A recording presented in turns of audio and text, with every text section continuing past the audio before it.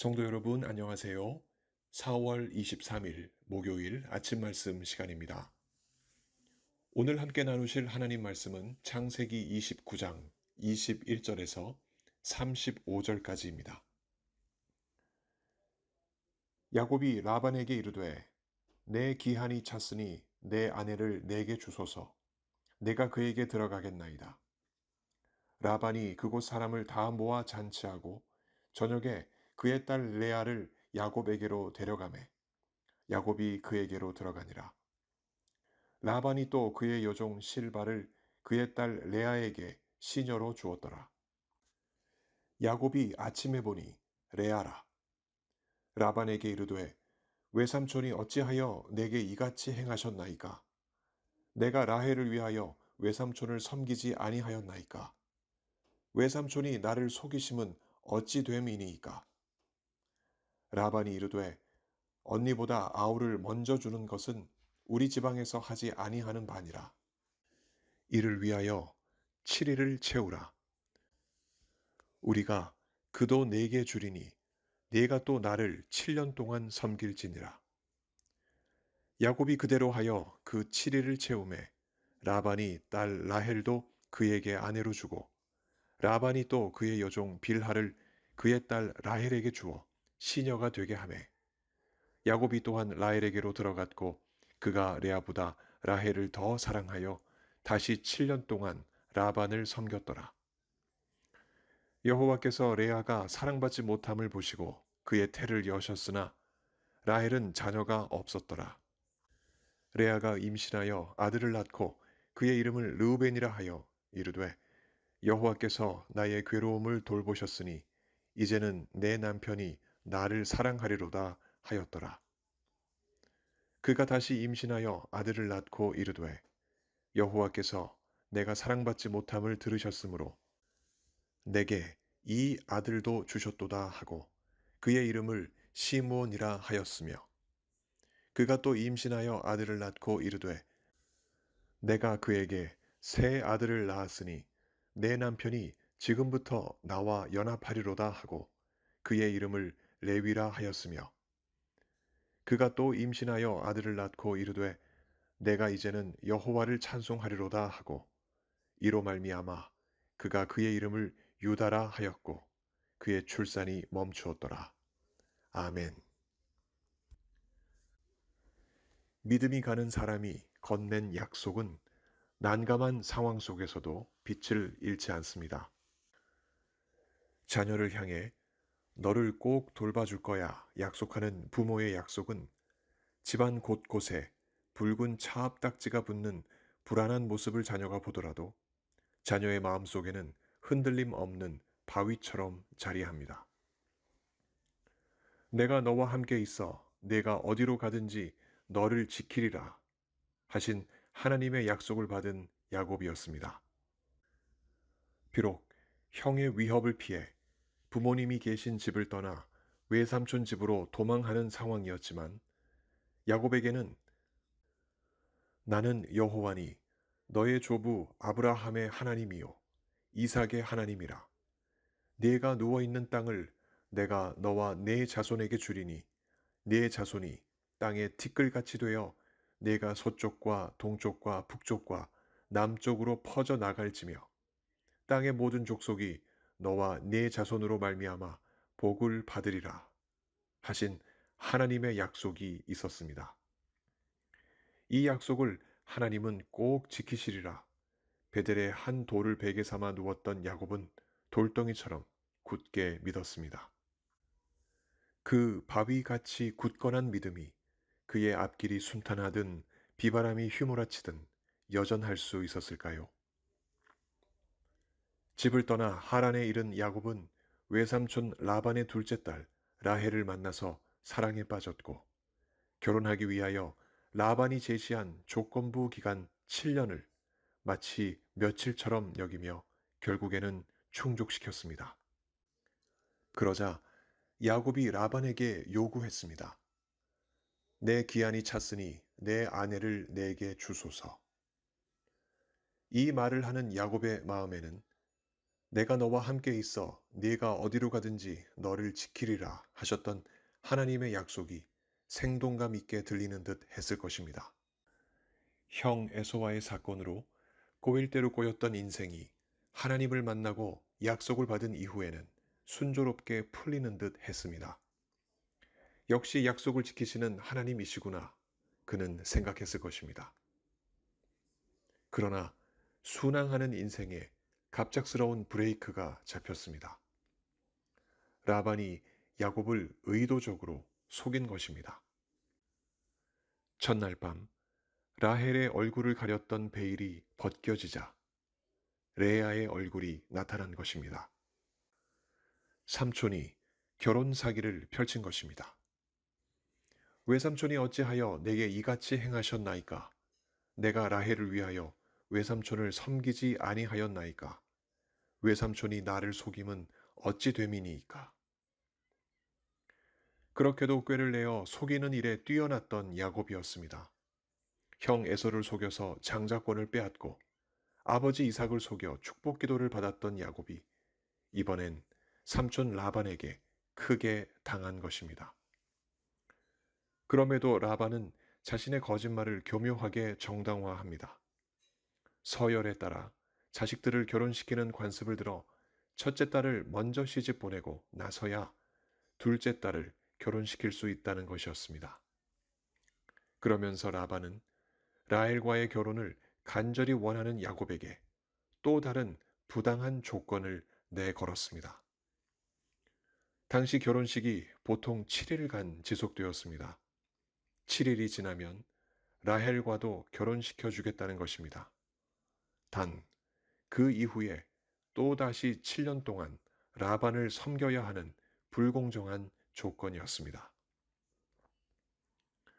그러나 라헬을 위해서라면 불공정 계약 따위는 눈에 들어오지 않았던 야곱이었습니다. 그렇게 사랑하는 라헬과의 결혼을 위하여 야곱은 삼촌 라반에게 또 한 번의 7년간의 시간과 노동을 바치게 되었습니다. 속이는 자 위에 더 잘 속이는 자가 있고 더 잘 속이는 자 위에 제일 잘 속이는 자가 있는 법입니다. 야곱은 이번 일로 많은 생각을 했을 것입니다. 먼저 자신을 속인 삼촌 라반에 대한 좋지 않은 감정이 있었을 것이고 또한 라반의 모습을 보면서 형과 아버지를 속였던 자신의 정직하지 못했던 자신의 모습도 떠올랐을 것이며 그리고 내가 어디를 가든지 나와 함께 계시고 나를 지키시겠다는 하나님의 약속은 여전할까 하는 생각도 있었을 것입니다. 그러나 그런 무거운 생각을 단번에 내려놓을 수 있었던 것은 옆에 있었던 라헬 때문이었습니다.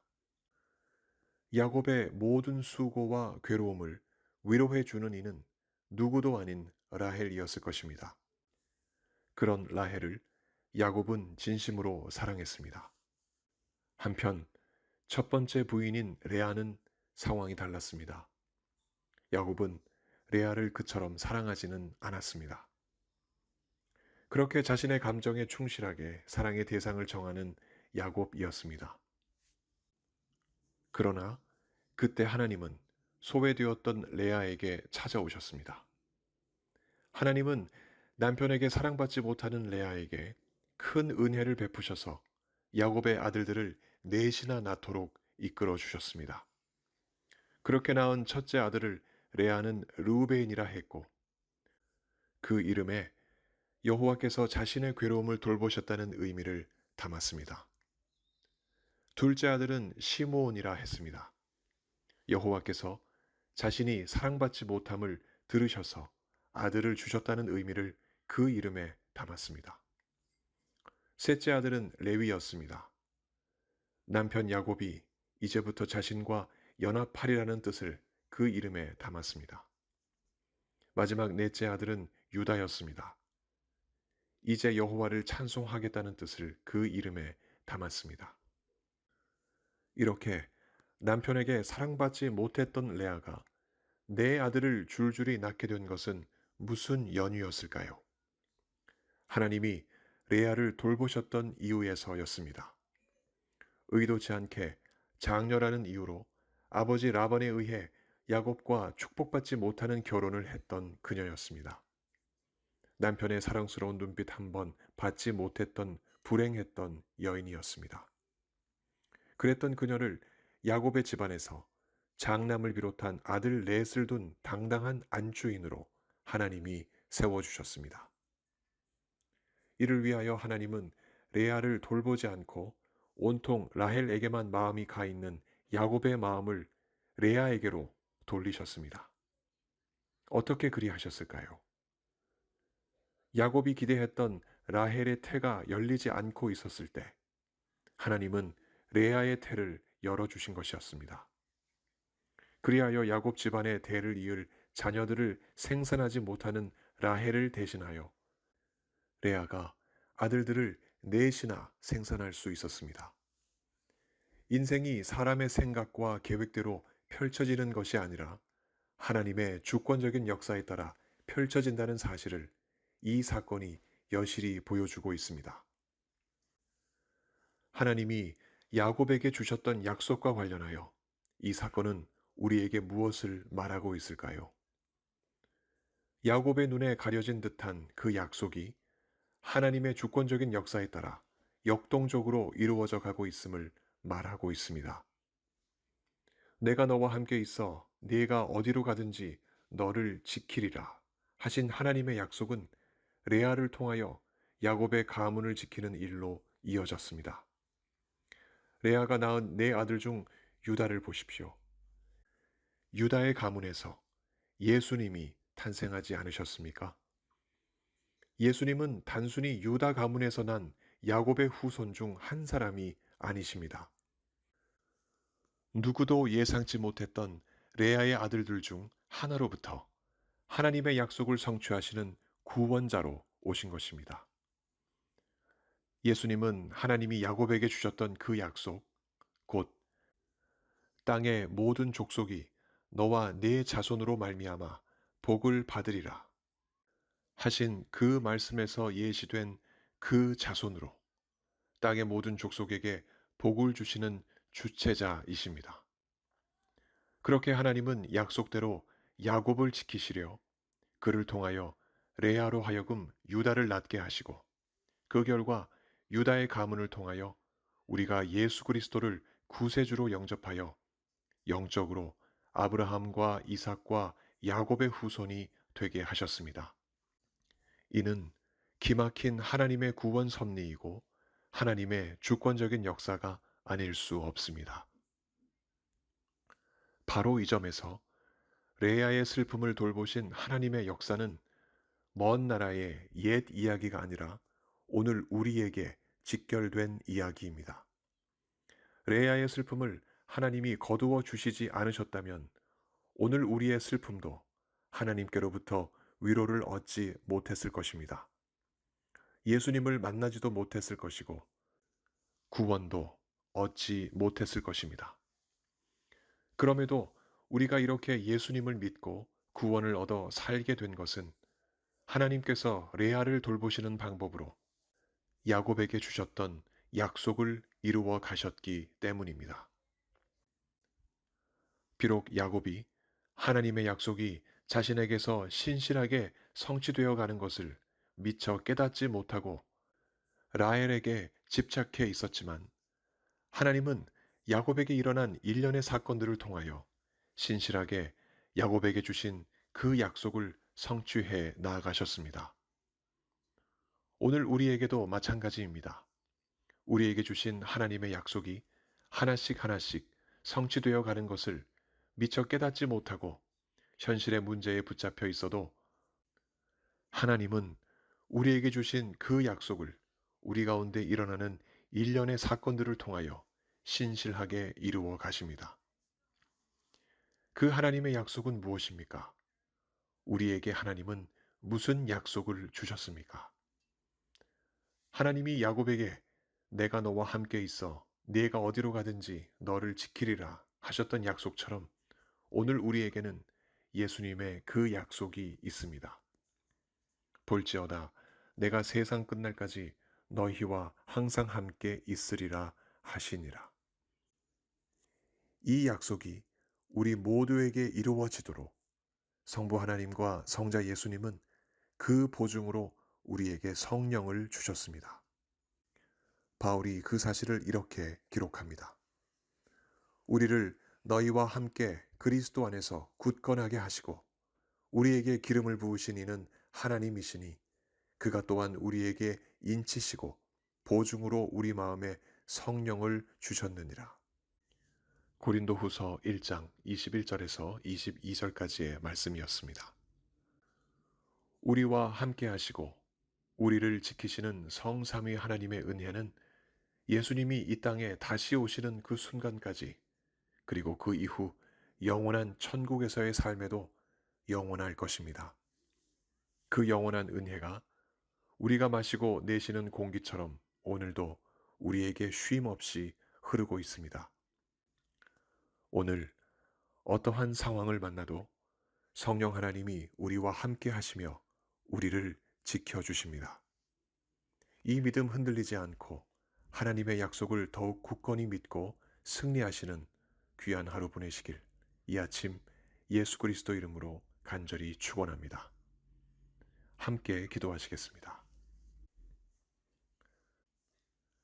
하나님 아버지, 야곱에게 주셨던 그 약속, 내가 너와 함께 있어 네가 어디로 가든지 너를 지키리라 하셨던 그 약속이 예수 그리스도의 말씀처럼 볼지어다 내가 세상 끝날까지 너희와 항상 함께 있으리라 하신 약속의 말씀으로 오늘 우리의 심령 가운데 있습니다. 그리고 이 약속의 말씀이 성령 하나님을 통하여 신실하게 우리의 삶 가운데 이루어지고 있음을 하나님 앞에 감사하며 찬양합니다. 어떠한 상황을 만나도 이 믿음이 흔들리지 않게 해주옵시고 굳건한 바위처럼 우리의 심령 한가운데 자리하게 하여 주옵소서. 몸이 아프신 성도님들, 우리 하나님께서 오늘도 만나주시고 그 모든 아픔을 주님께서 거두어 가시며 강건함을 더하여 주옵소서. 여러 많은 문제 주님 앞에 내어놓고 기도하는 하나님 백성들, 그 모든 간구를 들으시고 오늘 속히 응답하여 주옵소서. 오늘도 우리와 함께 하시고 우리의 믿음을 강하게 해주실 것을 믿사옵고 예수 그리스도 이름으로 감사하며 기도하옵나이다. 아멘. 성도 여러분, 오늘 하루도 주님과 동행하시며 믿음으로 승리하시는 하루 보내시기 바랍니다. 감사합니다.